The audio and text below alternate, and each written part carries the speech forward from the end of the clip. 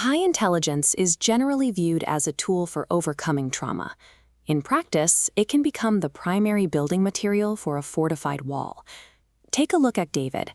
After early childhood loss, he constructed an architecture of abandonment. This system converts raw, terrifying relational needs into distant, highly manageable concepts. Even philosophy was recruited to guard the gates. David took the Taoist concept of Wu Wei, the practice of effortless flow, and inverted it. This provided an intellectual alibi for withdrawal, restyling an intentional retreat as a wise, detached peace.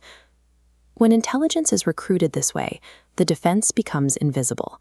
The trauma response is effectively restyled as professional or intellectual mastery. This approach splits the mind into two environments. On one side is the library, a safe, controlled space of abstract theory and analysis. On the other is the kitchen, the unmediated, messy reality of human connection. Living strictly in the library creates presence bankruptcy. A person occupies a room physically, while their emotional attention has already excused itself to avoid the risk of sudden abandonment. Deeper analysis often traps the subject. Building a better framework makes the anxiety literate without addressing the cause. The pursuit of perfectly understanding the history becomes a trap. It keeps the subject safe in the archives and entirely alone. To dismantle this fortress, we have to look at the foundation. For David, that means returning to a 16-month period he spent in foster care. An infant nervous system creates a biological record of its environment long before it has words.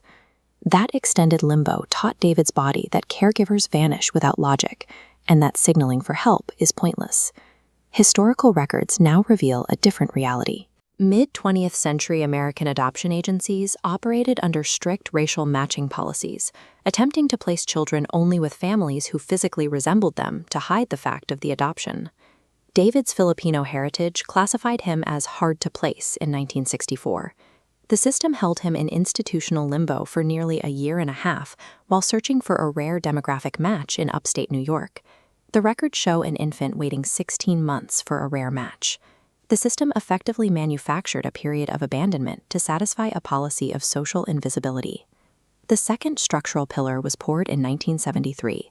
When David was 9, his mother died suddenly, right after he imagined a choice where he would keep his father and lose her. Child psychologists refer to this as thought-action fusion. It is a cognitive glitch where a child believes their private thoughts possess the literal metaphysical power to cause real-world catastrophes. In the face of random tragedy, adopting the role of the guilty villain is an easier burden for a child than facing total helplessness. Attributing the death to a private thought grants a child influence. It provides a role in a universe that otherwise takes parents without warning. The weight of that guilt functioned as a shield. It was the survival calculation of a 9-year-old mind, trading away its innocence for a sense of control. To keep that pain buried, the adult mind employs an internal guard dog. For decades, it aggressively patrols the perimeter, using analysis to keep vulnerability at bay. This creates a strange loop. Using pure logic to escape emotional exposure builds a deeper, inescapable hall of mirrors, where the mind constantly outwits its own attempts to connect. The handle on the door is on the inside. After decades spent patrolling the perimeter, the gate turns out to be unlocked. The guard dog's true purpose was simply to stand close enough to the door that he never reached out and checked the handle. Trauma supplied the initial reason for the walls, but the adult supplied decades of exhausting labor to maintain a prison from the inside. The exit from the archives requires no grand intellectual breakthrough. It often happens without the completion of a flawless theory. The discovery brings an involuntary laugh, the giggle duh. It is the sound of a mind recognizing a massive machine built to solve a problem that never existed.